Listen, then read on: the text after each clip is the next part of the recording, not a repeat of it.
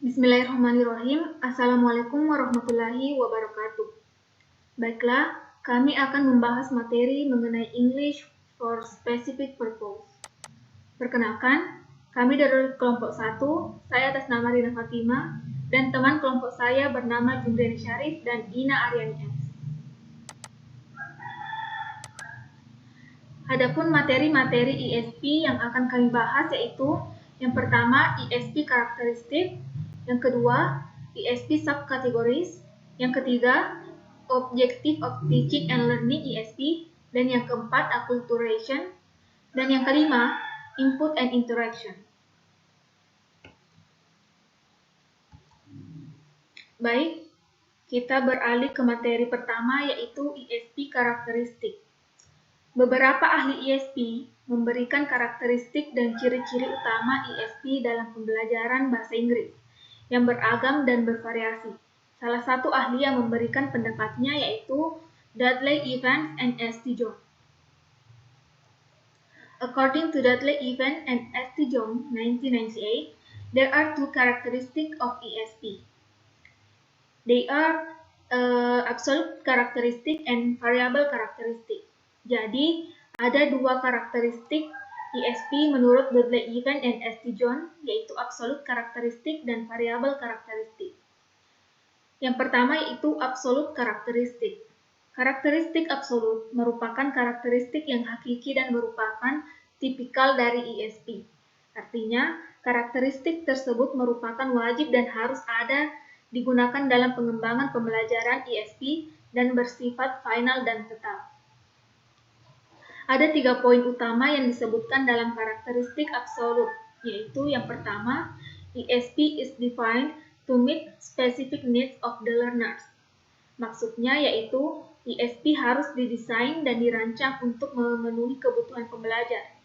Berkaitan dengan analisis kebutuhan, agar substansi ESP benar-benar sesuai dan memenuhi kebutuhan pembelajar, Hoadley Maitland mengemukakan ada 3 sumber informasi utama dalam melakukan analisis kebutuhan, yaitu yang pertama pengajar, yang kedua pembelajar, dan yang ketiga yaitu stakeholder.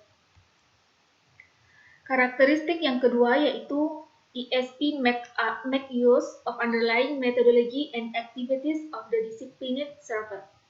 Maksudnya yaitu ESP merealisasikan metodologi dan aktivitas sesuai dengan bidang ilmu yang ditargetkan atau dipelajari dan juga diajarkan.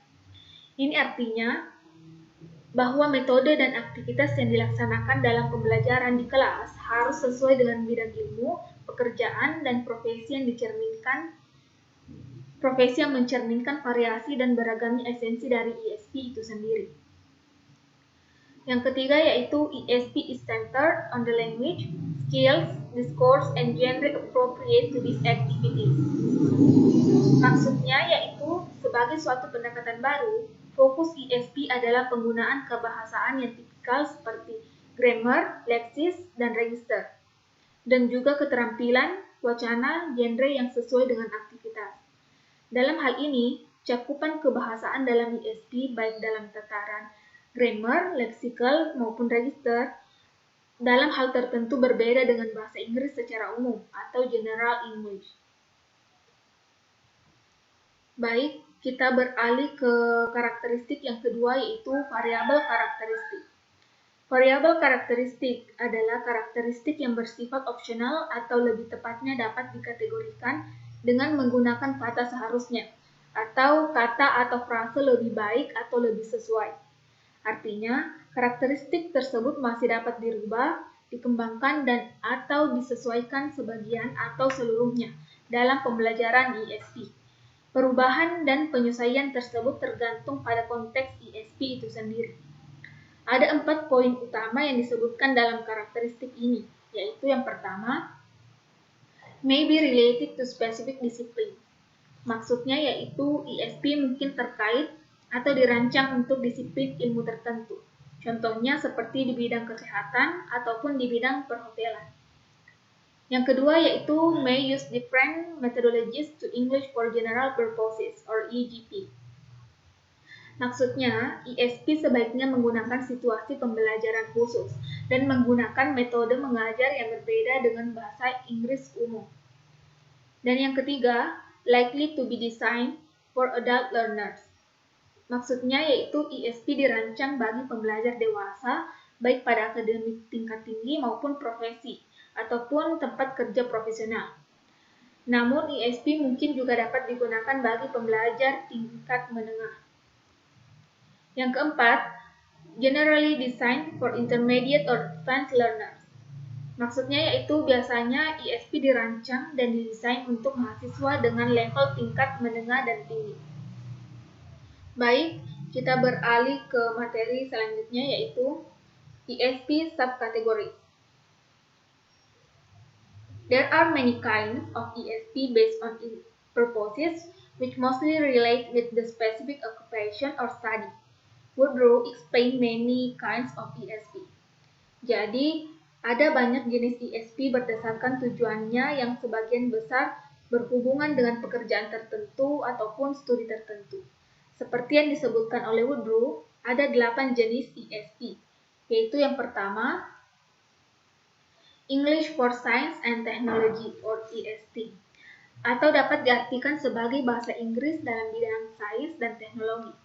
Fokus umum EST ini secara teknis adalah pada teks-teks ilmiah, misalnya laporan laboratorium. Baik, materi selanjutnya akan dijelaskan oleh Ina Aryani S. Yang kedua yaitu English for Academic Purposes or EAP. Tujuan utama EAP adalah pada kebutuhan komunikatif siswa. Ada wilayah yang sangat luas dari English for Academic Purposes karena ada perbedaan pembelajaran antara bahasa Inggris untuk mahasiswa sarjana dan bahasa Inggris untuk mahasiswa penelitian.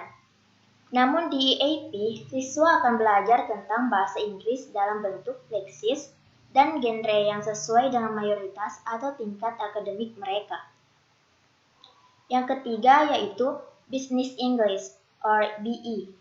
Istilah English for Business Purposes or EBP atau sekarang dikenal dengan Business English cukup berbeda dengan jenis ESP lainnya.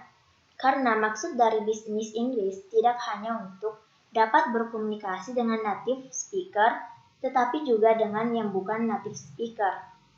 Hal ini terjadi karena bahasa Inggris berdiri sebagai lingua franca atau disebut sebagai BELF atau Business English as a Lingua Franca.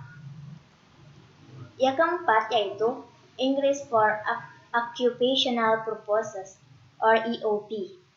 Fokus utama dari proses pembelajaran English for Occupational Purposes adalah pada struktur dan kosakata yang dipersempit pada kebutuhan komunikatif pekerjaan. Yang kelima yaitu English for Medical Purposes or EMP. Ada dua bagian utama dalam proses pembelajaran English for Medical Purposes. Yang pertama adalah belajar bahasa Inggris sebagai bahasa internasional di bidang kedokteran.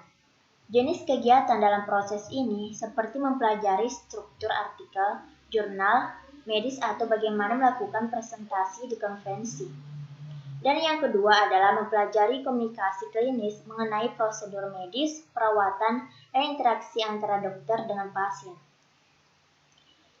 Yang keenam yaitu English for Nurses. Jenis ESP ini dikenal sebagai fenomena terkini English for Medical Purposes or EMP karena tingginya peminatan mahasiswa internasional yang mengambil gelar perawat di negara berbahasa Inggris. Adapun tujuan penting dari proses pembelajaran ini adalah memahami budaya. Hal ini dikarenakan adanya perbedaan budaya dalam menghadapi ketika ada orang yang meninggal atau terkena penyakit dan lain sebagainya. Yang ketujuh yaitu English for Legal Purposes or ELP. Ada dua jenis ELP. Yang pertama yaitu English for Academic Legal Purposes or EALP dan English for General Legal Purposes or EGLP. Kebutuhan komunikatif mahasiswa hukum yang menjadi pertimbangan utama EALP, di mana EGLP berfokus pada bahasa hukum umum, misalnya teks hukum yang membutuhkan disiplin ilmu khusus. Yang kedelapan yaitu English for Socio-Cultural Purposes, or ESCP. Jenis ESP ini umumnya dikembangkan untuk imigran dan pengungsi. Tujuan dari bahasa Inggris sosial budaya ini tidak hanya fokus pada bahasa itu sendiri, tetapi juga mengajarkan bagaimana bergaul dengan masyarakat setempat. Besides that, Dudley Evans and St. John, 1998, in their analysis of ESP, tried to resolve the debate of what ESP is and what is not. They also produced a diagram for ESP section and subsection in terms of discipline or profession area, which is illustrated in below. Jadi, Dudley Evans dan St. John menganalisis dan mencoba menyelesaikan perdebatan tentang apa yang termasuk ESP dan apa yang tidak. Mereka juga membuat diagram untuk bagian dan subbagian ESP dalam hal disiplin atau di bidang profesi seperti yang digambarkan pada ilustrasi di bawah ini. Dalam ilustrasi ini dapat dilihat English for Specific Purposes terbagi menjadi dua, yaitu English for Academic Purposes or EAP dan English for Occupational Purposes or EOP. English for Academic Purposes terbagi menjadi empat, yaitu English for Science and Technology Purposes, English for Medical Purposes, English for Legal Purposes, and English for Management and Finance Purposes. Sedangkan English for Occupational Purposes terbagi menjadi dua, yaitu English for Professional Purposes and English for Vocational Purposes. English for Professional Purposes terbagi lagi menjadi dua, yaitu English for Medical Purposes and English for Nursing Purposes. Baik, kita beralih ke materi selanjutnya, yaitu Objective of Teaching and Learning ESP. The main aims of the teaching and learning process is to enable the learners to acquire information in this general sense. Concerning ESP, Bas-Tuchman 2006 and 1033 states that existence of 5 broad objectives on which specific teaching process is based and should be reached. Jadi, tujuan utama dari proses belajar mengajar adalah untuk memungkinkan peserta didik memperoleh informasi dalam arti umum. Mengenai ESP ini, Bas-Tuchman menyatakan adanya 5 tujuan umum yang menjadi dasar proses pengajaran yang harus dicapai. Yang pertama yaitu Reveal Subject Specific Language Use. Tujuan ini bertujuan untuk mendemonstrasikan kepada para pembelajar bagaimana bahasa itu digunakan dalam pengaturan sasaran atau yang ditargetkan. Baik, materi selanjutnya akan dijelaskan oleh Saudari Jumriani Syarif. Baik, yang kedua yaitu Develop Target Performance Competencies. Tujuan ini berkaitan dengan apa yang siswa lakukan dengan bahasa dan keterampilan yang dibutuhkan untuk menjadi kompeten. Atau bisa dikatakan tujuan ini fokus pada pengembangan kemampuan untuk melakukan aktivitas atau suatu pekerjaan yang diharapkan. Yang ketiga yaitu Teach Underlying Knowledge. Tujuannya adalah untuk fokus pada perkembangan pengetahuan siswa tentang bidang studi atau pekerjaan di samping keterampilan bahasa yang mereka miliki. Yang keempat, Develop Strategic Competence. Strategic Competence adalah hubungan antara konteks situasi dan pengetahuan bahasa dan memungkinkan komunikasi yang sukses dan efisien. Yang kelima, foster critical awareness.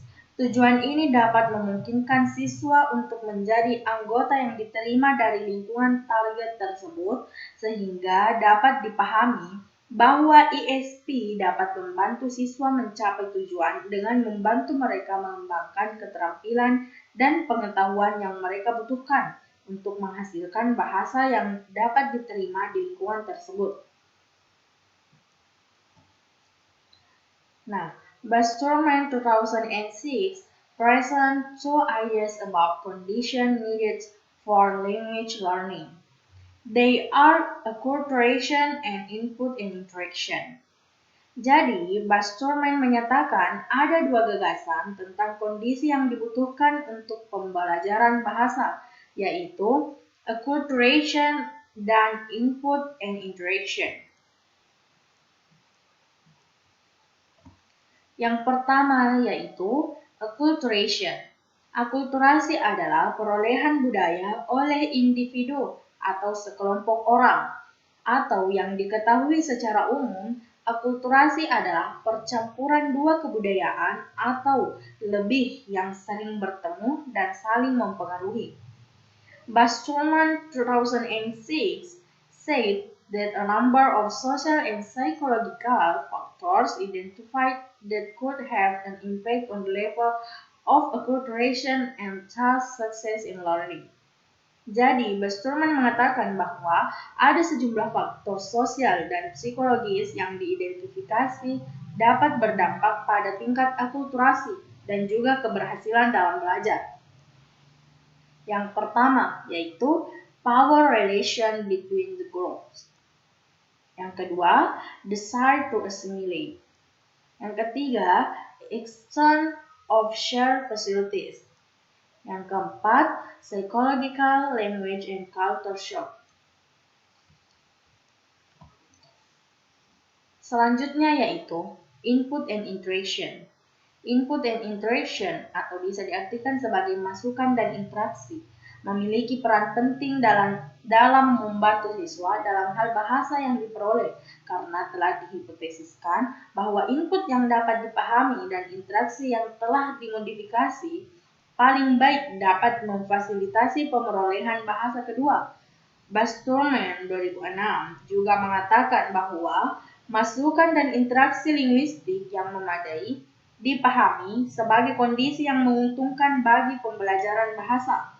Hal ini didukung oleh hipotesis interaksi long yang dirangkum oleh Bastorman sebagai berikut. Yang pertama, learners can only learn what they are ready to learn. Jadi, siswa hanya dapat mempelajari apa yang siap mereka pelajari. Yang kedua, linguistic input is necessary for learning input to make. Jadi, masukan linguistik sangat diperlukan untuk masukan pembelajaran. Yang ketiga, learners negotiate the meaning of input to make it comprehensible to themselves. Jadi, pembelajar menegosiasikan makna input untuk membuatnya dapat dipahami oleh diri mereka sendiri. Yang keempat, through negotiation of meaning, the input becomes increasingly useful because it is targeted to the specific development level of the individual learner. Jadi, melalui negosiasi makna, input menjadi semakin berguna karena ditargetkan pada tingkat perkembangan spesifik individu pembelajar. Dan yang terakhir yaitu thus, input negotiate to fit the needs for the individual learner can become intake. Dengan demikian, masukan yang dinegosiasikan agar sesuai dengan kebutuhan individu peserta didik dapat memberi masukan. Ya, itulah tadi penjelasan dari kelompok kami. Lebih dan kurangnya mohon dimaafkan. Sekian dan terima kasih. Wassalamualaikum warahmatullahi wabarakatuh.